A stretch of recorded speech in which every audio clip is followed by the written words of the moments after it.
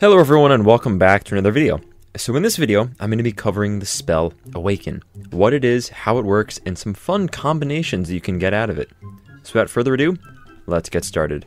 So the simple version of it is that Awaken is a 5th level spell that typically bards and druids can learn. And what it does is it allows you to give sentience to a beast or plant creature within range that has an intelligence stat of 3 or less, or no intelligence score at all. The target then gains an intelligence of 10 and can speak one language that the caster knows. And if the target is a plant, it can actually move its body and walk around and function as if it has limbs. You know, like the stereotypical, like its roots become feet, its leaves become arms kind of thing.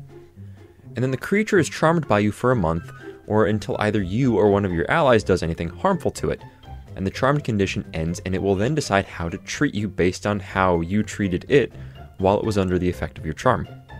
So, besides the stupidly long casting time and expensive material component for this spell, which is 8 hours and 1,000 gold worth of agate, this means that we can make our world filled with talking plants and animals.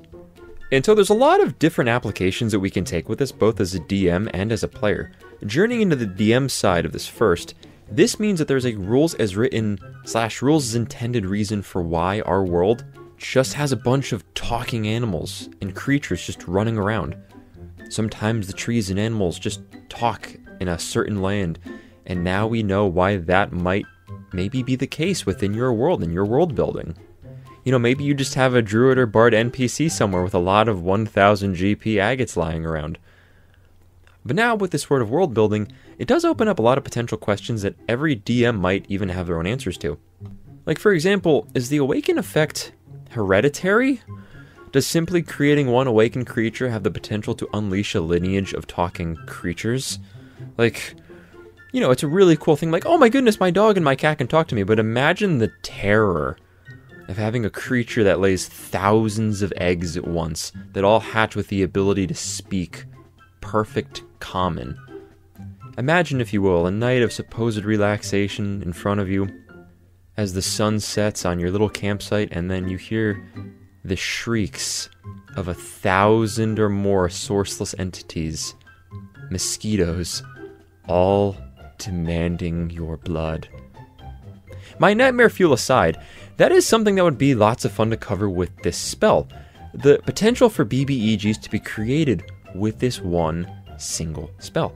Imagine, you use this on a massive creature like a T-Rex or something, and then it decides to just become king of all other beasts. Or, and once again, this example is a bit more eldritch, imagine a BBEG as some kind of mold or fungus. And yeah, I know fungi are typically a different categorization of creature, but in D&D, fungi do fall under the category of plants. Using this as a springboard, imagine vast networks of mycelium that decide they've had enough of other creatures destroying their home. And of course, the spell does say that you can only target a huge or smaller creature. However, it doesn't say anything about having that creature eventually grow into its new size. For example, if you were to put this on something like a sapling and then it just happens to grow into the largest tree in the world. At the time, you're casting it when it was small, but it grew. And mycelial networks can span miles. If you want a fun idea where an idea like this can be taken to, we have The Last of Us. I rest my case. Regardless, the impact this spell has on your world building is massive. But now, of course, there are other fun ways we can look at this as a player. And of course, as a player, it really does depend on what creature you want to put this on. Maybe you want to put it on a little beastly ally, or maybe even a small plant that your party has just grown weirdly attached to.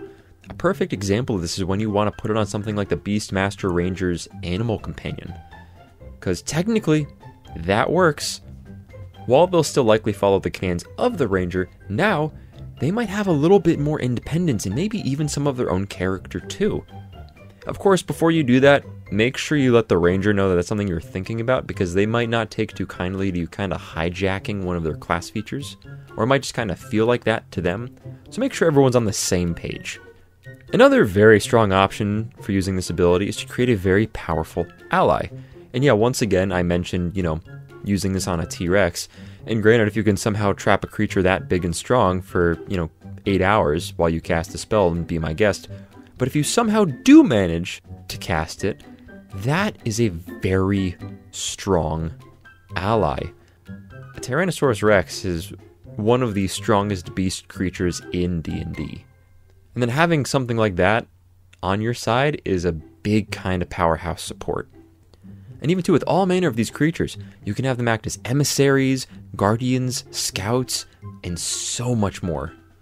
Personally though, I think a really fun option that we can bring into this is by using the sidekick variant rules from Tasha's Cauldron of Everything. Using these sets of rules, we can actually make some of our awakened creatures our very own sidekicks. And this opens up tons of possibility for players in-game.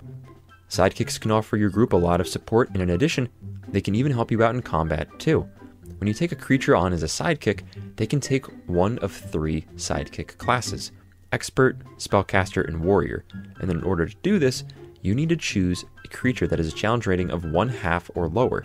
And granted, there are actually quite a number of plant and beast creatures that would fall under this category even when awakened.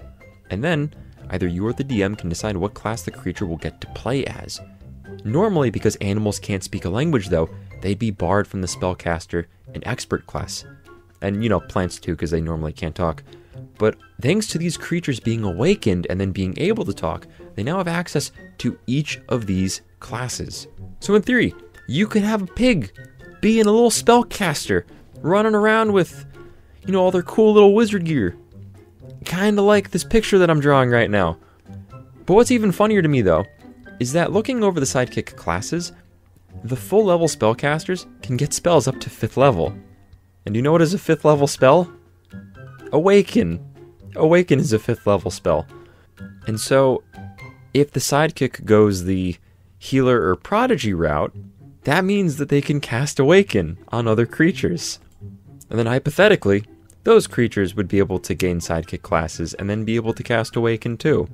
And then the chain would continue, possibly forever, creating entire cities and civilizations of awakened creatures. Kinda like the Rats of Nim. And yes, I'm aware of how old that reference is. I am dating myself. But regardless, it opens up a lot of other possibilities too. But anyways though, that is all the time that I have today for this video. I hope you enjoyed it, and if you did, then please like and subscribe for even more D&D content and ideas. And in the meantime, keep smiling, keep scheming, and I'll see all of you next time.